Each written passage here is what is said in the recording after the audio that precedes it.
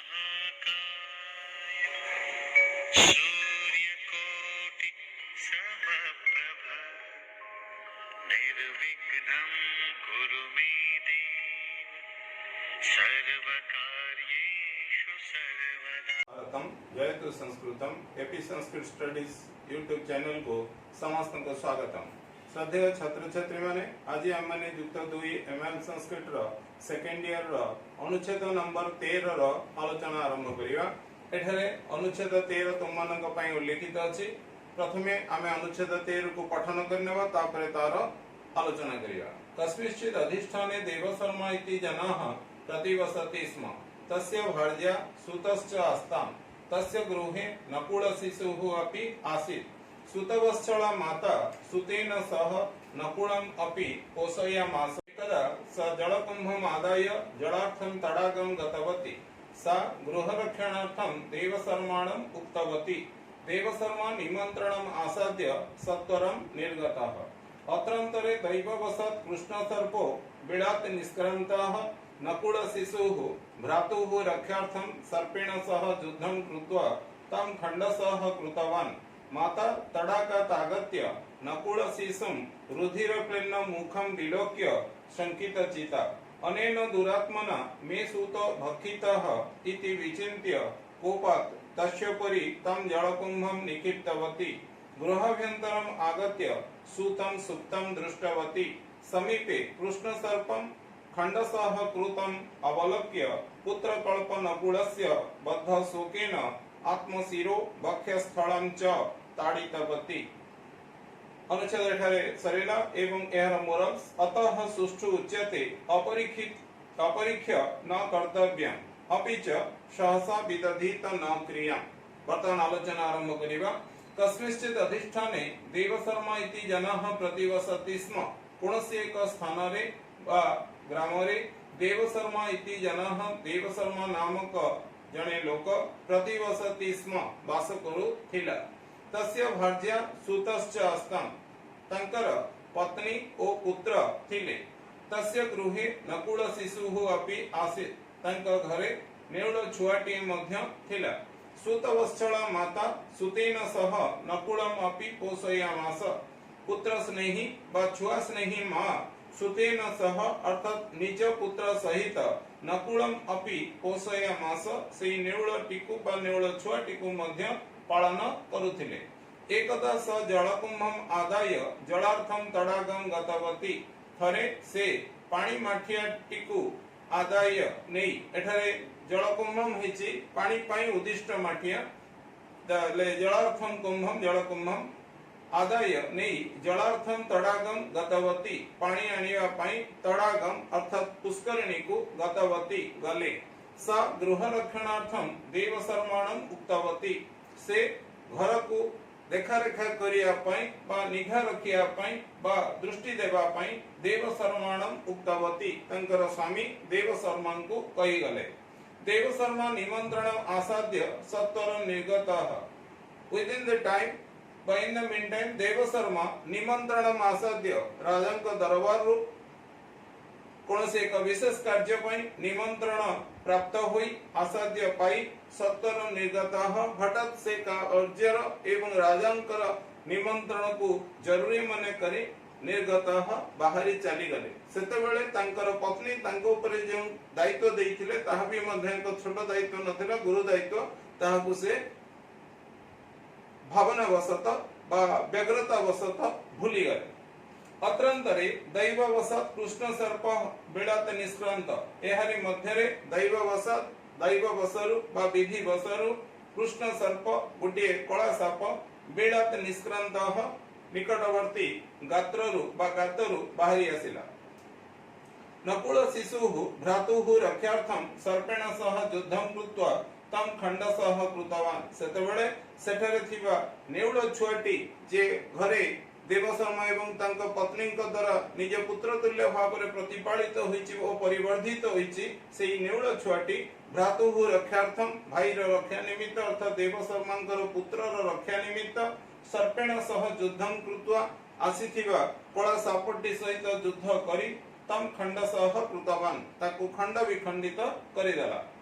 କିଛି ସମୟ ପରେ ମାତା ତଡ଼ାକାତ ଆଗତ୍ୟ ମାତା ଅର୍ଥାତ୍ ନକୁଳ ଶିଶୁର ଏବଂ ଦେବଶର୍ମାଙ୍କର ନକୁଳ ଶିଶୁର ଏବଂ ଦେବଶର୍ମାଙ୍କ ପୁତ୍ରଙ୍କ ମାତା ବା ଦେବଶର୍ମାଙ୍କ ପତ୍ନୀ ଯେ ପାଣି ଆଣିବା ପାଇଁ ପୋଖରୀକୁ ଯାଇଥିଲେ ସେ ତଡ଼ାକାତ ଆଗତ୍ୟ ପୋଖରୀରୁ ଆସି ବା ଫେରି ନକୁଳ ଶିଶୁ ରୁଧିର କ୍ଳୀନ ମୁଖମ୍ ବିଲୋକ୍ୟ ନେଉଳ ଛୁଆଟିକୁ ଦ୍ୱାରଦେଶରେ ରୁଧିର କ୍ଳୀନ ମୁଖମ୍ ବିଲୋକ୍ୟ ରକ୍ତ ରଞ୍ଜିତ ମୁଖଯୁକ୍ତ ଭାବରେ ଦେଖି ଶଙ୍କିତ ଚିତା ଆଶଙ୍କିତ ହୋଇ ପଡ଼ିଲେ।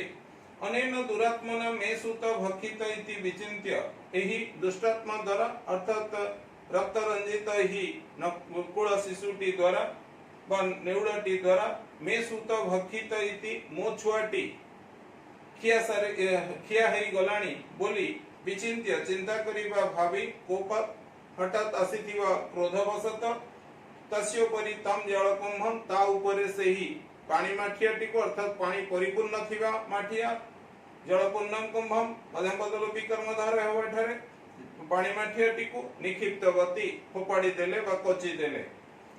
ପରେ ଗୃହାଭ୍ୟନ୍ତରମ୍ ଆଗତ୍ୟ ଘର ଭିତରକୁ ଆଗତ୍ୟ ଆସି ସୁତମ୍ ସୁପ୍ତମ୍ ଦୃଷ୍ଟବତୀ ନିଜ ପୁଅକୁ ଶୋଇଥିବାର ଦେଖିବାକୁ ପାଇଲେ। ସମୀପେ କୃଷ୍ଣ ସର୍ପମ୍ ଖଣ୍ଡସହ କୃତମ୍ ଅବଲୋକ୍ୟ ଓ ନିକଟରେ କଳା ସାପଟିକୁ ଖଣ୍ଡ ବିଖଣ୍ଡିତ ହୋଇ ପଡ଼ିଥିବାର ଅବଲୋକ୍ୟ ଦେଖି ପୁତ୍ର କଳ୍ପ ନକୁଳସ୍ୟ ବଦ୍ଧ ଶୋକେନ ପୁତ୍ର ତୁଲ୍ୟ ନେଉଳର ବଦ୍ଧଜନିତ ଶୋକରେ ବା ମୃତ୍ୟୁଜନିତ ଦୁଃଖରେ ଆତ୍ମଶିର ବକ୍ଷସ୍ଥଳଂ ଚ ତାଡ଼ିତବତୀ ନିଜର ମସ୍ତକ ଓ ଛାତିକୁ ପ୍ରହାର ପୂର୍ବକ ତାଡ଼ନା କଲେ ବା ପ୍ରହାର କଲେ ବା ଛାତି ବାଡ଼େଇ ମୁଣ୍ଡକୁ ହାତରେ ବାଡ଼େଇ କାନ୍ଦିବାକୁ ଲାଗିଲେ।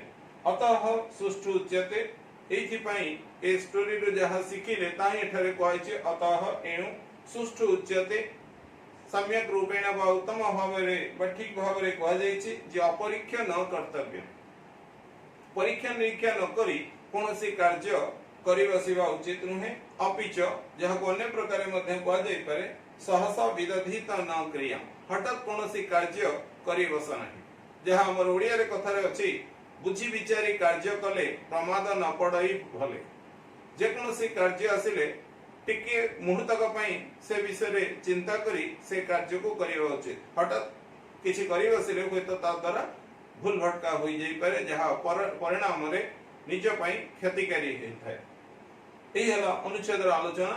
ଏହି ଅନୁଚ୍ଛେଦ ସମ୍ପର୍କୀୟ କିଛି ପ୍ରଶ୍ନ ଉତ୍ତରକୁ ଆମେ ଆଲୋଚନା କରିବା ଯାହା ଏହି ଅନୁଚ୍ଛେଦ ପରୀକ୍ଷାରେ ପଢିଲା ବେଳେ ଅନୁଚ୍ଛେଦ ଆଧାରିତ ଯେଉଁ ପ୍ରଶ୍ନ ଆସିବ ସେଥିରୁ କିଛି ପ୍ରଶ୍ନକୁ ଆଲୋଚନା କରିବା। कस्मिंश्चित् अधिष्ठाने कः प्रतिवसति स्म कस्मिंश्चित् अधिष्ठाने देवशर्मा इति जनाः प्रतिवसति स्म। प्रथम लाइन रे उत्तर अछि देवशर्मणः गृहे के आसन्। एठी अछि देवशर्माଙ୍କ घरे किए किए थिले।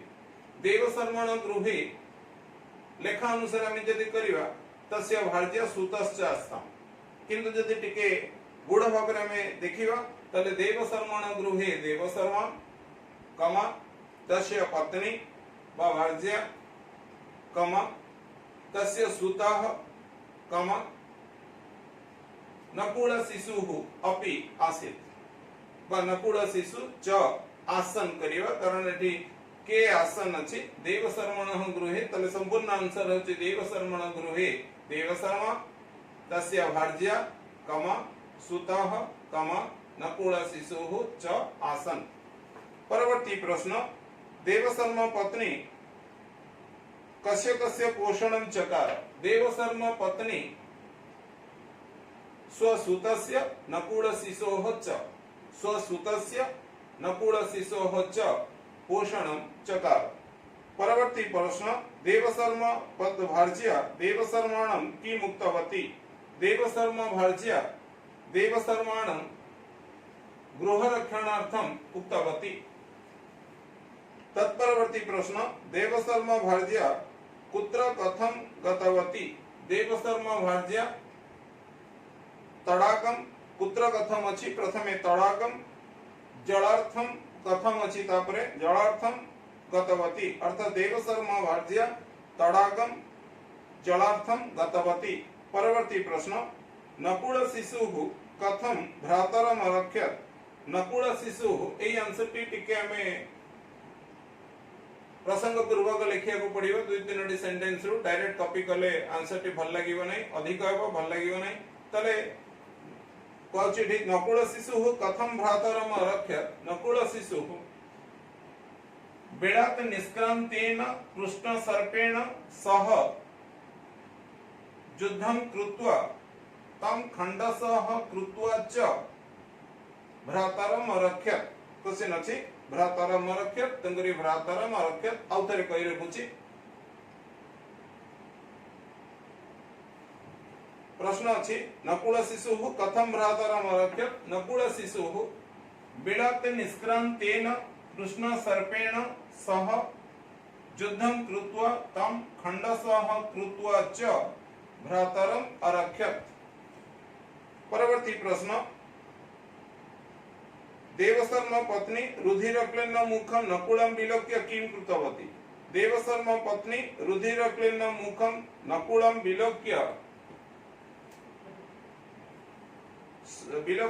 शंकितचिता सती अनेन दुरात्मना मे सुत भक्षित इति विचिन्त्य कोपात् तस्योपरि तं जलकुंभं निक्षिप्तवती परवर्ती प्रश्न देवशर्मा पत्नी कुत्रागत्य कीदृशं सूतं दृष्टवती देवशर्मा पत्नी गृहाभ्यन्तरम् आगत्य सूतं सुप्तं दृष्टवती परवर्ती प्रश्न देवशर्मा भार्या नकुलबद्ध शोकेन किं कृतवती देवशर्मा भार्या नकुलबद्ध शोकेन आत्मशिरः वक्षस्थलं च ताडयित्वा शोचनं कृतवती शेष प्रश्न अत्र कौचि अत्र विषय का नीति शिक्षा अत्र विषय यम नीति शिक्षा अपरीक्ष्य न कर्तव्यम अपि च सहसा विदधित न क्रियम एई थिला अनुच्छेदर आलोचना एठारे गोटे स्वल्प बा संक्षिप्त उक्तिटिए बा गल्पटिए तुम सम्मुख रखिया चाहूँगी तुमर गोचर अर्थे एठारे जो लिया जाइछि सहसा विदधित न क्रियम ये होछि महाकवि भारवीकर एक सदुक्ति व सुक्ति भारवी जे कि अर्थ गौरव संबलित व डेप्थ ऑफ मीनिंग संबलित उक्ति तंक काव्य रे उल्लिखित करिवारे बेस कॉम्पिटेंट व एक निपुण थिले हठात कोनोसी कार्य करि बसिबा अनुचित ए संपर्क कोई परिप्रेक्षी रे भली उक्ति लाभ होइछि बा उक्ति से उक्तिर यथार्थ प्रदर्शन करछन से संपर्क रे कहानी परियति अटे जे आगे पंडित माने राजा मानकर सभा मंडन करुथिले सेही बळी भारई मध्ये कोनोसी एक जने राजांकर सभा मंडन करुथिले से राजांकर एकैर बळा विशिकेशन पुत्र बाळुत अवस्था रे कोनोसी एक यात्रा रे बा कोनोसी एक लोकारण्य स्थान रे हाथ छुड़ा हुई हजि जाइथिला तापरे राजा रानी चिंतित होई होई व्यथित हृदय रे प्रातिपात करुथिले एवं परवर्ती समय रे से दुख राजा तो भूली पार नथिले कारण परवर्ती समय रे से राज्यर राजा प्रजा मान को देवा राजांकर उत्तरदायित्व किछि दिन परे अर्थात एई भली कहउछि प्राय 20 वर्ष परे राजा कोनसी एक स्थान को जाइथिले तत्पूर्व कहउछि एई पुत्र हचि जिबा परे कोनसी एक राजांकर युद्ध यात्रार विजय उत्सव वा कोनसी उत्सव पालन अवसर रे राजांकु किछि किछि उपढौकन देवा अवसर रे तांका सहपंडित भारवी तांकु गोटे खड्ग उपहार दैथिले जेमति आमे हमर गुरु दिवस रे गुरुंकु उपहार रेड पेन बा नाली कलम इत्यादि दो कि गुरु छात्र मानकु तांको आवश्यक पुस्तक इत्यादि दियंती ठीक सेही बळी भारवी तांको राजांकु गोटे खड्ग दैथिले किंतु से खड्ग रे लिखिथिले सहसा विदधित न क्रिया एई उक्तिटी छुआ हजिबार बा पुत्र हजिबार 20 वर्ष भितरे एभली घटना घटिछि राजांकु खड्ग उपहार मिलिछि परवर्ती समय 20 वर्ष परे जते बळे राजा कोनसे एक स्थान को जाइथिले फेरिबारे विलंब घटिछि